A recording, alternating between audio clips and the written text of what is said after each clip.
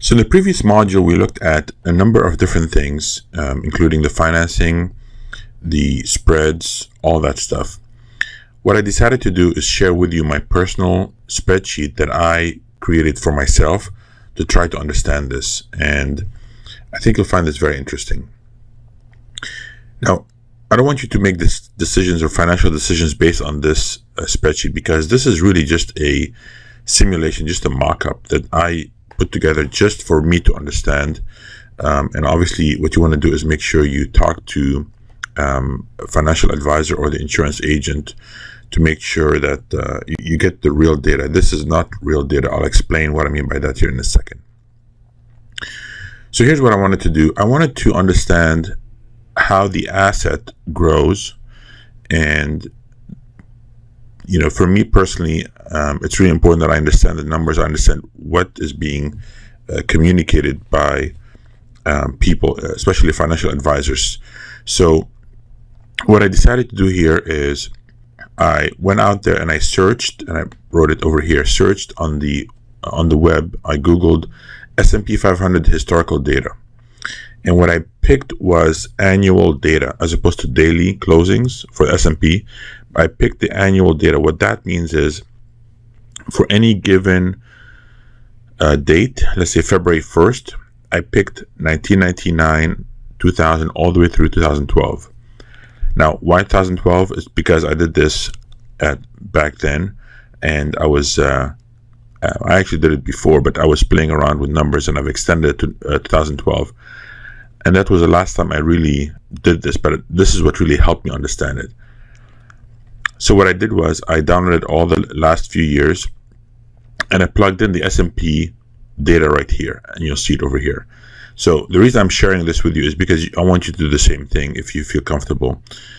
You want to make sure that the website you download this from is a credible website. For example, S&P 500 itself offers that, but also you have other financial websites that are credible that will do that.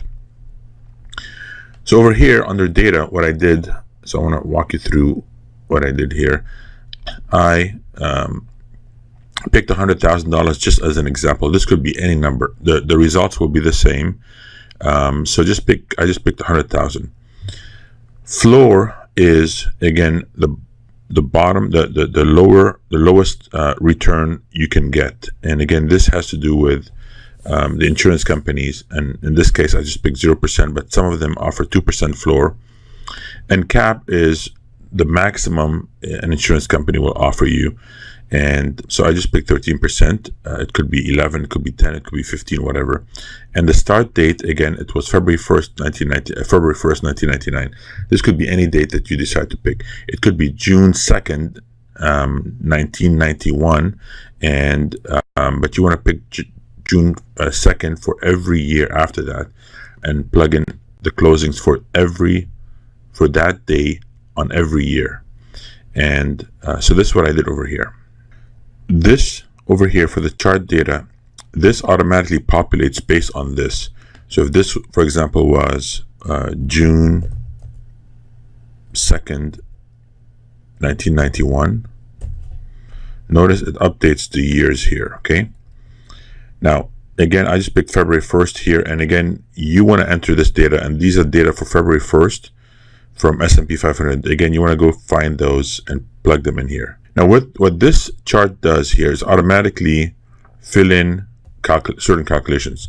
Now, again, this doesn't take into consideration any insurance cost, any other insurance information. All I was trying to do is understand the S&P 500 and how the crediting works, meaning how does this whole idea work with so again, I didn't consider the cost of insurance and some other costs. So let's look at this over here. So assuming you bought $100,000 at this price, and so you're starting with $100,000. Now, in reality, the insurance will start with a lot less, but again, I'm just trying to understand how the asset works. So notice here, from year to year, S&P increased. So this over here, the change, 11.41%, is the increase between here and here. And so our S&P, if you had bought 100,000, would have been 111,000. Same thing with the asset. Over here, you dropped, the S&P dropped from $1,388 to $1,305, so almost 6%. So the S&P, if you were invested straight into the S&P, meaning you called the financial institution and bought S&P index, this would have been 104,000. But the asset, because of the way it works, stayed at 111,000 because of the floor.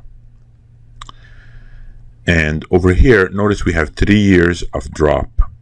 And so the S&P, if you were invested, it would have dropped. The asset stayed the same. Now I'll show you the chart here in a minute. Over here, S&P shot up. You see that 36% went from 837 to 1,143. Same thing here with the S&P 500 that shot up if you were invested in the S&P. But because you're invested in the asset, it stayed the same and then shot up here to $125,000. Now notice the difference between the S&P and the asset is about $34,000, and you only started with 100,000. So notice here the big difference is 34% difference. Anyway, so this keeps going, and notice here how it drops 2 years in a row, and it drops 40%. I mean, that's incredible. But because of the way we have invested, it stayed the same.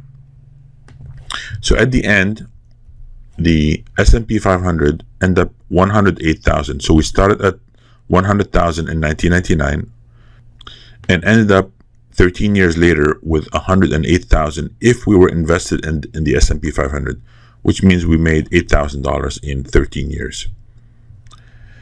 With the asset, we doubled that almost. We started with 100,000. We're now at 200,000, and the difference between the asset and S&P is 99,000, which is basically almost 100,000. It's almost exactly what we started with. Now here's a chart for this, and notice I wanted to understand how this would look. So the S&P 500 is the blue here. So again, we started with 100,000. We end up just over 100,000, which was 108.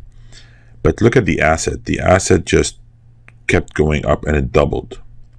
Fascinating. Especially because you'll see here this huge dip in blue with the S&P 500, another dip down here. The red, it wasn't affected as much, and that's why I love this. Now over here, I want to show you what the cap would look like. So notice I'm going to change the cap from 13 to say 15, and what I want you to do is notice the red over here, what it does, just so you have an idea what happens. So the cap means we're going to increase the cap so that we make up to 15%. You see that it goes up, but and I think it's fine if we have a 13% or even 12% cap. Let's see what happens. See that's still good. What if we have a floor of 2%? See that it had a bigger effect than the cap. So in any case, I just wanted to show you here what I observed, and this again was mine. Again, for you, you're welcome to try this, but keep in mind that you want to plug in any information here, and this doesn't have to be S&P 500. It could be any index you choose. So down here, all I did was I wanted to calculate the compounded growth.